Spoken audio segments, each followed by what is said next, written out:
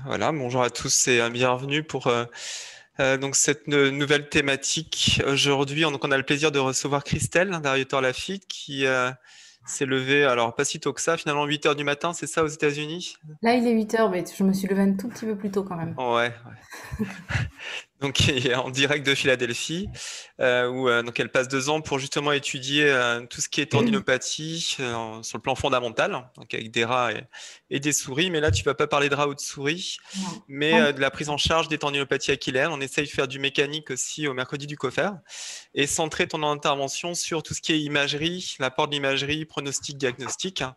Et puis quelque chose qui intéresse beaucoup, notamment dans les pathologies dégénératives comme ça, et bah, c'est la rhumatologie interventionnelle, puisqu'on n'a pas vraiment de traitement systémique pour les pathologies tendineuses.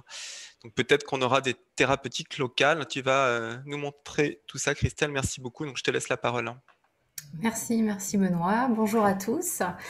Effectivement, un thème tendinopathie achilléenne, avec un focus en particulier sur l'écho pour ce qui est de l'imagerie et puis sur un choix particulier pour la rhumatologie interventionnelle. Donc effectivement, le soleil s'est levé depuis pas très longtemps ici. Ça, c'est une petite photo du centre-ville de Philadelphie. Voilà, mais je suis ravie d'avoir un petit pied en France ce matin. Une petite introduction, la partie imagerie, focus sur l'écho et la partie traitement écho guidé. Donc en introduction, ça c'est des choses très générales, mais donc le tendon achilléen, c'est le tendon le plus volumineux et le plus résistant de l'organisme. La tendinopathie achilléenne, c'est une pathologie qui est fréquente, ça fait vraiment partie des grandes causes de douleurs postérieures en fait de la cheville et du pied, avec un taux d'incidence à 2,35 pour 1000 dans la population adulte générale. On retrouve un lien avec la pratique sportive dans environ un tiers des cas. Et donc, c'est une pathologie qui va toucher la population active, mais également les gens finalement plus âgés. On sait que les troubles musculo-squelettiques, c'est un coût sociétal qui est important et qui est croissant. Et donc, il y a vraiment un enjeu à bien prendre en charge finalement ces patients.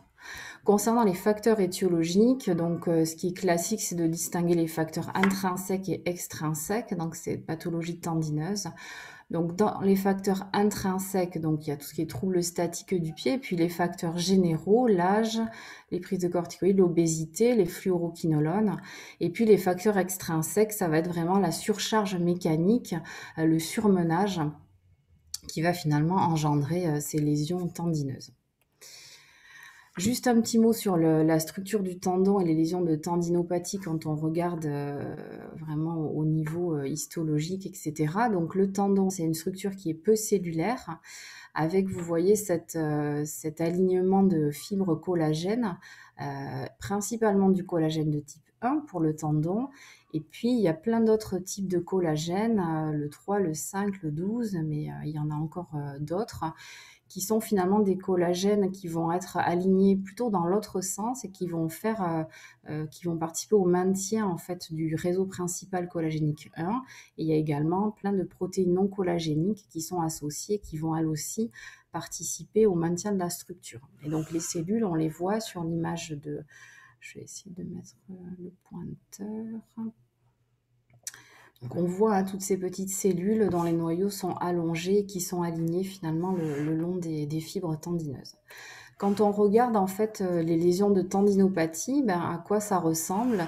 Donc comparativement à un tendon normal que vous voyez ici en histologie, avec donc les fibres qui sont alignées de manière longitudinale comme ça, avec tous ces petits noyaux cellulaires allongés qu'on voit finalement aplatis entre les fibres.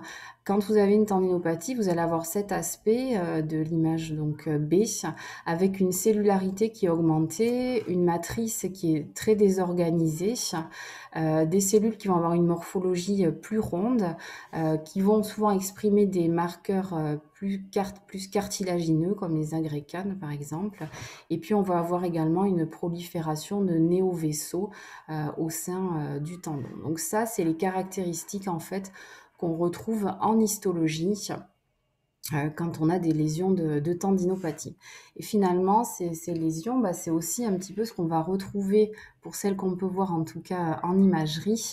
Et donc là, je vais passer donc à cette partie donc imagerie.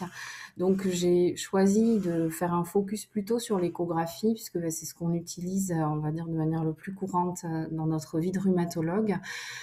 J'ai pas parlé du tout de l'IRM et autres. Donc au niveau des tendinopathies achilléennes, vous connaissez les signes classiques, donc ça des signes de tendinopathie qu'on peut trouver éventuellement dans d'autres localisations. Donc il va y avoir un épaississement du tendon, dont on dit que la limite supérieure c'est 6 mm, donc à plus de 6 mm, avec dans la tendinopathie généralement une atteinte vraiment corporéale qui est plus fréquente et un épaississement fusiforme, donc des bords en fait qui vont plus être parallèles, et donc cet épaississement que vous allez avoir comme ça, et puis après retrouver une épaisseur plus normale. Donc là vous voyez chez ce patient un épaississement très très franc. Ce que vous allez avoir également, c'est une perte de l'aspect fibrillaire, donc ça c'est le tendon normal où on voit très bien. Ici, il y a des zones où c'est plus hypoéchogène, où on a moins finalement la définition de l'aspect fibrillaire. L'hypervascularisation Doppler, donc qui, comme sur cette image, peut être assez diffuse, qui n'est pas forcément constante, mais qu'on retrouve quand même assez régulièrement. Et puis, on peut avoir également des signes un peu associés, type bursite prépatellaire. Dans une étude là, de 2003, l'échographie avait une sensibilité de 0,8 pour diagnostiquer une tendinopathie achilléenne, donc ce qui n'est pas trop mal, et une spécificité un peu inférieure. La sensibilité d'IRM, elle est meilleure encore, mais c'est vrai que c'est quand même pas mal déjà en échographie. Après, on peut avoir des atteintes vraiment uniquement distales au niveau de l'anthèse, mais tout en étant de la pathologie mécanique quand même, avec, vous voyez, un épaississement ici de l'insertion, un aspect très hypoéchogène avec une perte de l'aspect fibrillaire également ici, des petits dépôts calciques, et puis donc une hypervascularisation au Doppler qui est au niveau de l'anthèse, mais également un petit peu plus loin, ici au niveau du début du corps tendineux. Juste un petit mot sur peut-être par rapport à ces atteintes distales, le diagnostic différentiel possible en fait avec une anthésite plus inflammatoire. Comme vous le voyez dans les définitions Oméract, on va avoir donc pareil une insertion épaissie, des zones d'hypoéchogénicité, une bursite, des dépôts calciques possibles. Donc il y a des choses qui sont très proches, qui vont pas forcément être discriminantes.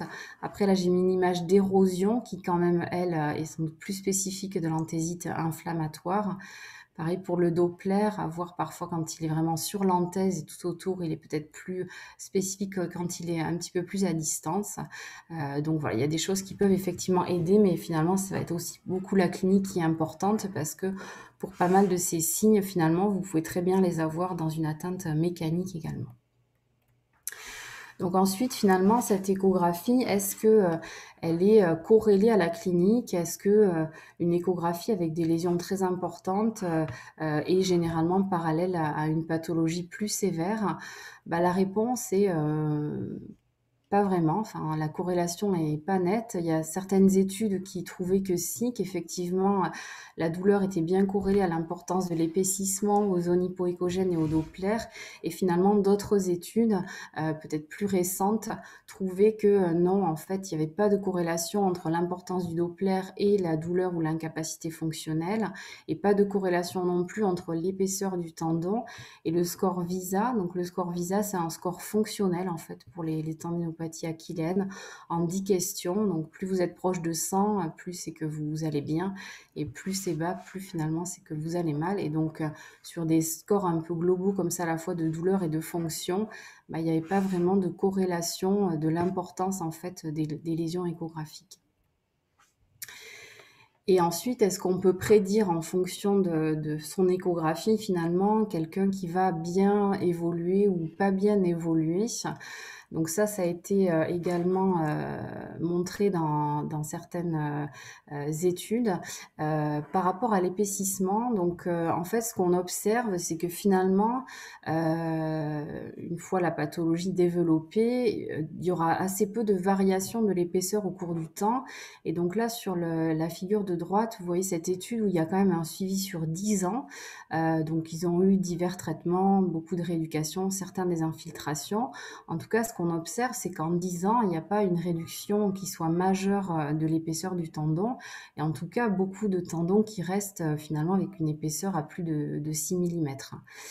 Et donc une autre étude ici où de la même manière, donc vous voyez le score VISA qui était à 38 initialement, à 1 an, donc c'était un traitement rééducatif essentiellement, ça s'est quand même nettement amélioré.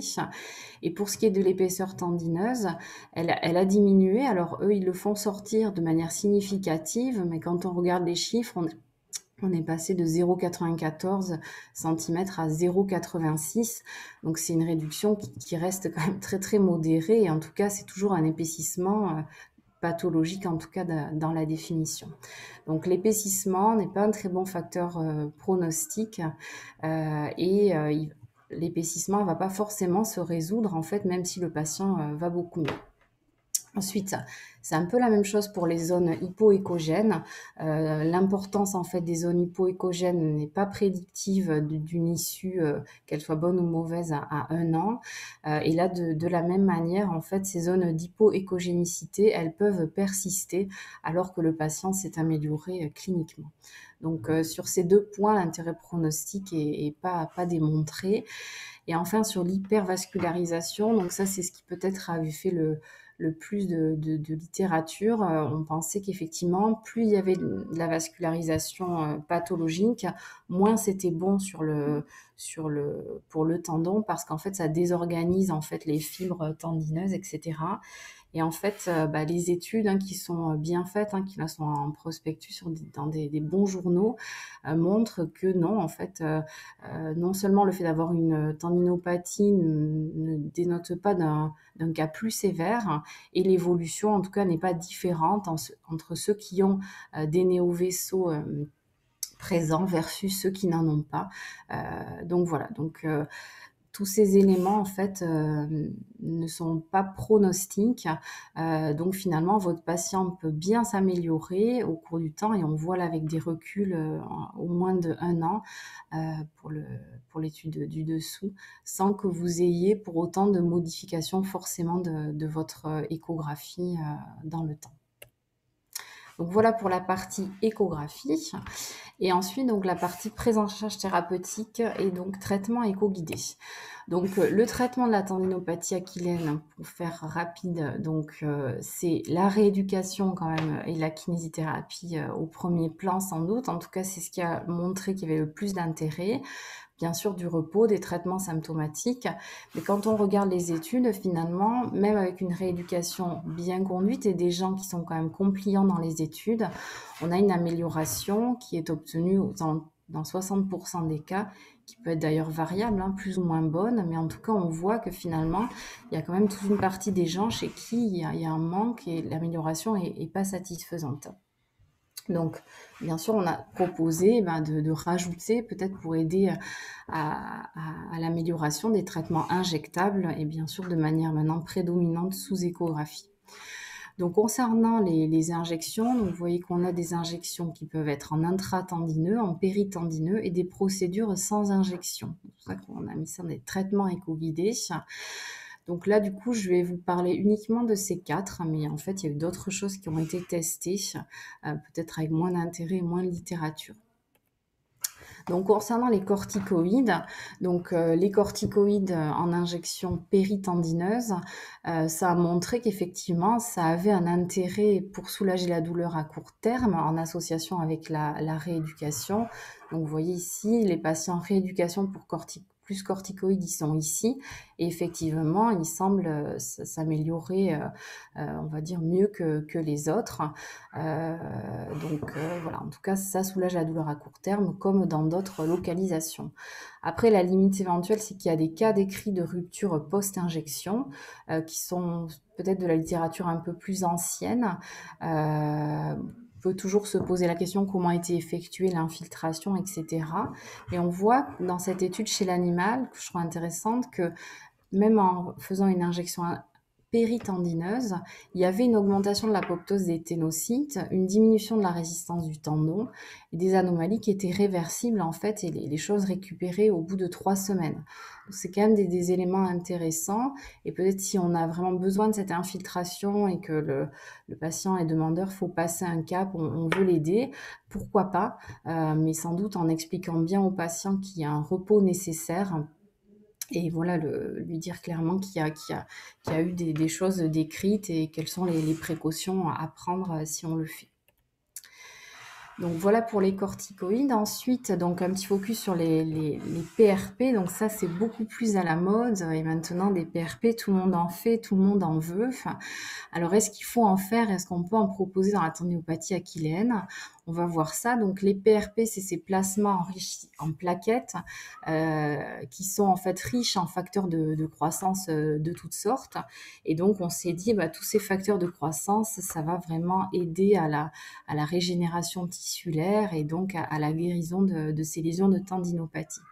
Et effectivement, in vitro, quand on met du PRP sur les ténocytes, donc les cellules du tendon, les résultats sont plutôt intéressants avec une meilleure prolifération, une viabilité plus importante, une synthèse de collagène de type 1 également augmentée. Donc on se dit, si ça resynthétise de la matrice, c'est plutôt une bonne chose. Des rôles également de régulation de l'angiogénèse et des effets anti-inflammatoires. Donc tout ça, c'est plutôt effectivement dans le bon sens. Donc sont venues ensuite les études chez l'animal. Donc juste un petit mot sur les études chez l'animal. Donc les modèles utilisés, c'est donc le modèle à la collagénase pour la plupart des études. Donc souvent chez le rat, le lapin, la souris, quoi, des trucs classiques. Effectivement, rat-lapin, on a un calibre de tendon plus important, mais chez la souris, ça marche aussi. Donc, quand vous injectez de la collagénase, ça va détruire complètement le tissu collagène. Donc, ça va engendrer vraiment une lésion tendineuse aiguë avec des fibres complètement désorganisées, un épaississement du tendon et une néovascularisation. Donc, finalement, en obtenant ce type d'image, on s'est dit, oui, ça ressemble par certains côtés à la tendinopathie de l'homme. Malgré tout, c'est quelque chose de très inflammatoire. Il n'y a pas du tout cette idée de surcharge mécanique, etc. Donc, c'est un modèle qui est beaucoup utilisé, qui reste sans doute imparfait pour la pathologie dont on parle quand même. Et donc, le PRP chez l'animal, là encore, plutôt des choses intéressantes, avec une régression finalement, vous voyez, en histologie des lésions induites par la collagénase, où on voit ici, dans le groupe sérum physiologique, cet aspect toujours très désorganisé de la matrice, un infiltrat cellulaire majeur, qui semble effectivement moins important une fois que vous avez injecté du PRP, une meilleure organisation fibrillaire, du collagène 1 qui était synthétisé de manière plus importante, et là à nouveau, in vivo chez l'animal, des effets anti-inflammatoires. Donc ça allait plutôt également dans le même sens que les études in vitro.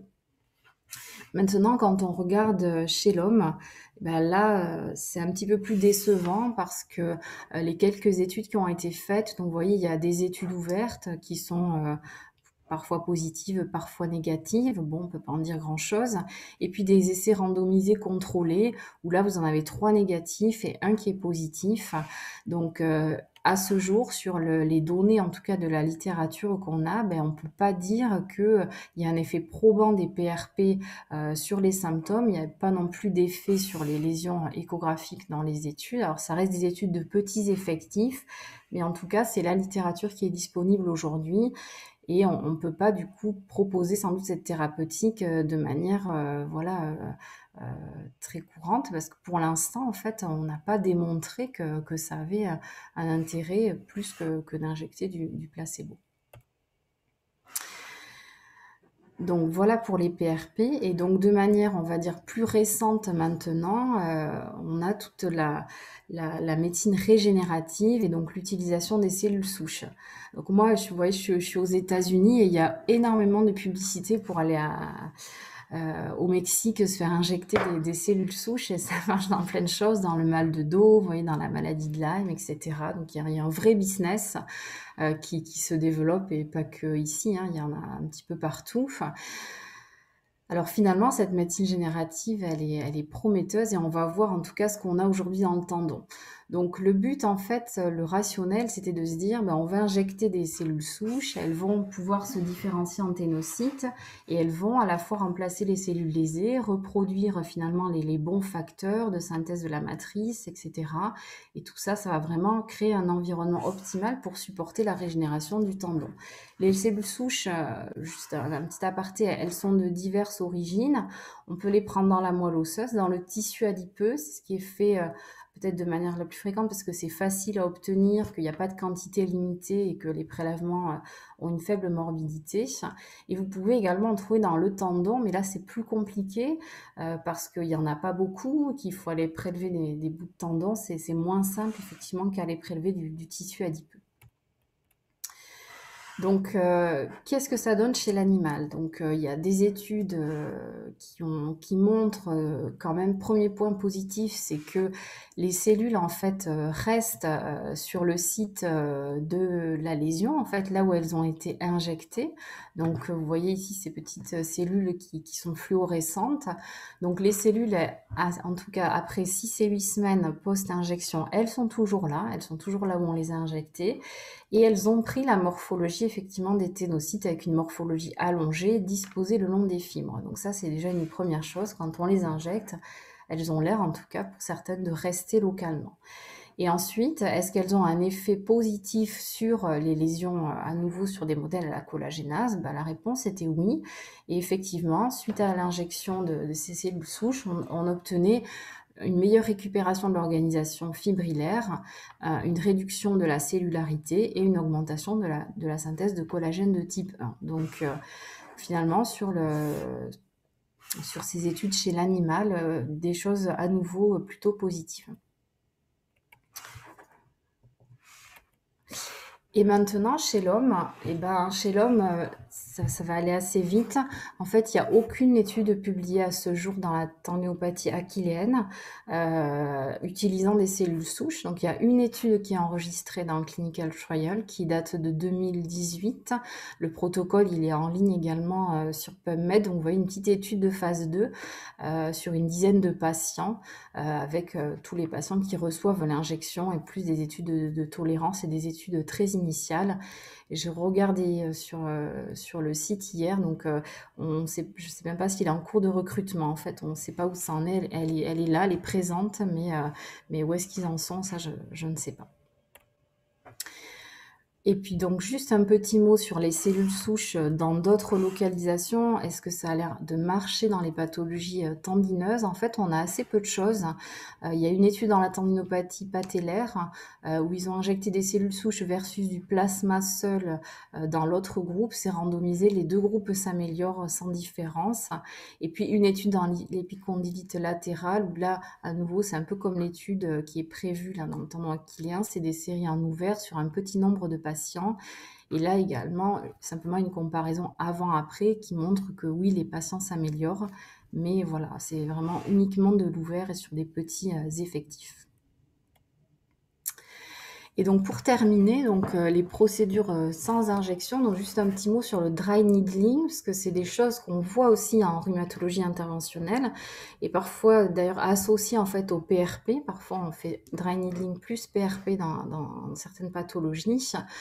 Donc là, le rationnel, en tout cas, on voit deux types d'hypothèses dans la littérature. C'est que le passage répété de l'aiguille engendrerait des lésions et un saignement libérant des facteurs de croissance qui donc promouvraient la cicatrisation. Et l'autre hypothèse que les auteurs avancent, c'est le fait en fait de faire passer une lésion de tendinopathie chronique à un stade plus inflammatoire du fait de ces passages d'aiguille à travers le tendon. Et ensuite, ceci formerait un tissu cicatriciel de meilleure qualité. Voilà, donc c'est un petit peu les hypothèses qui sont faites pour ces thérapies. Quand on regarde chez l'animal, et ben effectivement, le fait de faire donc ce needling au travers du tendon, bah oui, il se passe des choses et en tout cas, quand on regarde l'expression de différents facteurs, il y a des modifications qui se font avec, vous voyez, des facteurs impliqués dans la prolifération et la différenciation des cellules souches, dans le renouvellement de la matrice, dans la réponse inflammatoire. En histologie, il n'y a pas d'altération de la structure collagène quand on regarde en fait après ce needling. Et par contre, il n'a pas été démontré dans des études récentes qu'il y avait une réaction inflammatoire. Il n'y a pas de cellules inflammatoires qui étaient observées en fait au site de ce needling. Et donc, quelques études chez l'homme. Là, il y en a un petit peu dans la tendinopathie achilléenne. À nouveau, des études soit en ouvert, soit des études rétrospectives. Ici, une étude où vous voyez, c'était dry needling ou PRP, ou voilà, des études ouvertes avec, évidemment, avant, après, les gens vont mieux après. Mais par contre, il n'y a aucune étude randomisée contrôlée pour ce type de choses. Alors, ce sera peut-être pas évident, parce que le placebo du needling, sachant qu'on n'injecte rien, faudra sans doute bien y réfléchir. Mais en tout cas, voilà, sans doute encore des choses à explorer de ce côté-là sur un petit peu les effets antidouleurs de ce type de thérapeutique et la place que ça peut avoir. Donc voilà, j'en arrive à la fin donc pour les take-home messages. Donc en échographie, l'examen, donc en examen initial, bien sûr, l'échographie, elle est intéressante. Elle va permettre de décrire les lésions, d'écarter sans doute aussi des diagnostics différentiels, même si là, je ne me suis pas trop étendue sur le sujet. Par contre, elle n'a pas franchement de caractère pronostic au cours du temps, finalement, les anomalies ne vont pas forcément disparaître en parallèle, en fait, à l'amélioration clinique. En tout cas, en ce qui concerne ce qui a été étudié, l'épaississement, l'hypervascularisation Doppler et donc ces zones d'hypoéchogénicité. Ensuite, concernant les traitements éco-guidés, donc vous avez vu que l'utilisation des corticoïdes pouvait avoir un effet antidouleur transitoire, mais qu'il y a sans doute une information nécessaire à donner sur le risque de rupture si on doit le faire, que les études sur les PRP étaient intéressantes in vivo et in vitro, mais que chez l'homme, en fait, on n'a rien qui démontre que vraiment c'est une supériorité par rapport au placebo. Et puis donc des données pour l'instant très préliminaires sur les cellules souches qui semblent effectivement intéressantes, mais pour l'instant pas d'études disponibles chez l'homme dans cette pathologie. Voilà, j'en arrive à la fin et je suis prête à vos questions si nécessaire. Super, merci beaucoup Christelle. Il y a déjà plein de questions, donc tu vois, ça a D'accord. intéressé. Alors, on voit qu'il manque de data en fait dans des études bien conduites. Il y a plein de choses et c'est hyper motivant parce qu'on se dit enfin les thérapeutiques un peu de pointe vont arriver peut-être aux pathologies dégénératives qui sont pas actuellement forcément mises en avant parce qu'on n'a pas beaucoup de thérapeutiques. Mais ouais, il manque de littérature et c'est peut-être aussi l'objectif de faire de la recherche dessus. C'est ce que j'espère que tu vas pouvoir faire. Alors, pas mal de questions déjà. Donc, on est déçu par l'échographie, et moi le premier. Parce qu'en fait, globalement, en fait, en réalité, c'est pas très compliqué à diagnostiquer une tendinopathie achilléenne, mais c'est toujours sympa de faire une écho, mais finalement, tu montres que ça sert pas à grand-chose en pronostic et en suivi. Il y a une question, c'est est-ce que l'IRM fait mieux par rapport à l'échographie? Est-ce que l'IRM, en fait, étudie des choses que l'écho ne verrait pas et qui auraient plus de caractère pronostic, Alors, il y diagnostic? a, Et comment tu places en, l'IRM en complément de l'écho en En pratique clinique? sensibilité, c'est un peu meilleur, mais bon, voilà, comme tu dis, c'est vrai que souvent le diagnostic pose pas non plus de gros soucis. Alors, il y a une étude où effectivement ils avaient fait écho et IRM sur ces facteurs prédictifs, et il y avait peut-être un critère qui sortait en IRM, mais j'ai oublié, donc ça devait pas être. Donc, je crois que ça fait un petit peu mieux, oui, effectivement, sur le pronostic, mais ça doit être juste un élément en IRM. Et je suis désolée, j'ai oublié, mais je pourrais retrouver ça. Ouais. Et où est-ce que tu placerais l'IRM en complément sur le plan clinique, justement il n'y a pas beaucoup de place à l'IRM. Là, tu n'as pas Non, parlé des ruptures, hein, c'est ça, on est vraiment vraiment, sur ouais, la non, sur tendinopathie. la tendinopathie, alors, ouais, l'IRM, en fait, elle est plus sensible, mais peut-être effectivement chez un patient où on a vraiment une écho qui est très décevante et où vraiment, je sais pas moi, il y a des conséquences importantes sur, le quotidien et cetera, qu'on se dit: «Bon, ben allez, je vais vraiment jusqu'à l'IRM, je vais être sûre qu'il y a rien, que je suis pas en train de me planter», peut-être au cas par cas chez certains sujets. Mais de manière vraiment pas du tout en systématique dans ces pathologies-là, hein. Hmm. Une question par rapport à l'écho encore, le Doppler, alors tu as bien montré hein, qu'il y a des anthésopathies mécaniques, Doppler positives, même parfois tu dis érosives, hein. Malgré tout, donc sur le diagnostic différentiel avec une spondylarthrite, sur des critères éventuels, notamment Doppler, est-ce que tu aurais des choses pour aider le diagnostic entre les deux entités? Je, je pense que c'est compliqué parce que là, on voit effectivement sur l'image d'anthésopathie mécanique qu'il y a du Doppler aussi de manière périphérique à l'anthèse. Alors, si on a effectivement vraiment l'érosion avec le Doppler positif, peut-être que ça, c'est un petit peu plus spécifique. Mais en soi, le Doppler, il est là aussi dans la pathologie mécanique. Et en tout cas, c'est sûr que c'est pas lui qui fait complètement discriminer un côté ou l'autre. Je pense qu'il y a malgré tout aussi beaucoup la présentation clinique. Mais quand on voit les anomalies décrites dans l'inflammatoire et dans le mécanique, en fait, il y a beaucoup de choses qui sont proches, hein. Donc, la spécificité d'un ou l'autre signe, c'est compliqué. Et finalement, moi, les plus belles images que j'ai mis là sur la tendinopathie mécanique, c'est un patient qui avait une spondylarthrite, hein. Et pourtant, il avait vraiment une atteinte corporéale extrêmement diffuse, etc. Donc, je suis pas sûre que l'échographie vous répondra à noir ou blanc, c'est sûr c'est ça ou c'est sûr Hmm. c'est pas ça. Là, pour le coup, sans doute l'IRM, si on a vraiment un doute, montrera plus de l'œdème osseux, etc. Dans le cas d'une spondylarthrite qu'on n'aura pas a priori dans une tendinopathie achilléenne. Des questions maintenant sur les thérapeutiques. Donc, Morgane de Paris te demande si jamais la présence au niveau quand même de l'écho, d'une fissuration, d'une atteinte peut-être de rupture partielle contre-indique, là plus formellement l'infiltration. C'est peut-être une bonne indication de l'échographie sur le bilan lésionnel quand même. Ouais, moi oui, effectivement. Là, je pense pas que je proposerai l'infiltration de corticoïdes dans ce cas-là. Mm. En fait, finalement, on en fait, nous, en tout cas, assez peu dans notre pratique hein, à ce niveau-là. Il faudrait vraiment un Comme tu patient l'as vraiment montré, demandeur. c'est un effet qui est très transitoire, donc le risque-bénéfice, c'est pas comme dans les autres Donc, localisations, je suis bien voilà, c'est d'accord. vraiment. Mais parfois, je pense que certains le font parce qu'il y a des patients qui peuvent être très demandeurs. Mm. Voilà, mais vraiment informer le patient. Et en tout cas, si c'est fissuré, non, je n'irai pas le faire parce que une rupture du tendon achillaire, c'est quand même, enfin voilà, c'est une rupture qui peut être vraiment très handicapante. Parfois des récupérations qui sont compliquées. C'est peut-être pas comme dans d'autres localisations, quoi. Donc là, non, je le ferai pas, vraiment pas. Donc, tu n'as pas parlé des. Enfin, c'était centré sur les gestes, hein, mais les ondes de choc, bien sûr, il y a une question dessus. Ouais. Des preuves Ouais, fondamentales, cliniques, ou est-ce qu'on est dans le même niveau de preuve que les gestes écoguidés? on est dans le même niveau de preuve, hein, à ma connaissance. La seule chose, en fait, qui fait plus l'objet du débat dans tendinopathie achilléenne, c'est la rééducation. C'est la Hmm. seule chose. Pour tout ce qui est des autres thérapeutiques, en fait, les niveaux de preuve ne sont pas là. Mais c'est effectivement des choses qui sont beaucoup faites. Et ça a peut-être un effet antidouleur, hein, sans doute. Hein, mais on sait que de toute façon, il y a beaucoup de choses qui peuvent avoir un effet antidouleur quand même. Après, de là à montrer que c'est supérieur à autre chose, non, il n'y a pas. Hmm. Et donc peut-être dernière question, parce qu'il y en a beaucoup, mais on pourra vous répondre peut-être.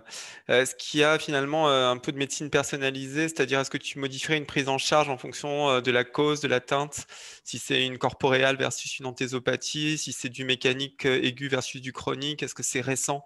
Est-ce qu'à 6 mois, il faut se poser des questions d'injection? Est-ce qu'il y a un semblant de stratégie thérapeutique, un peu de médecine personnalisée, ou alors on en est encore loin aussi dans les tendinopathies?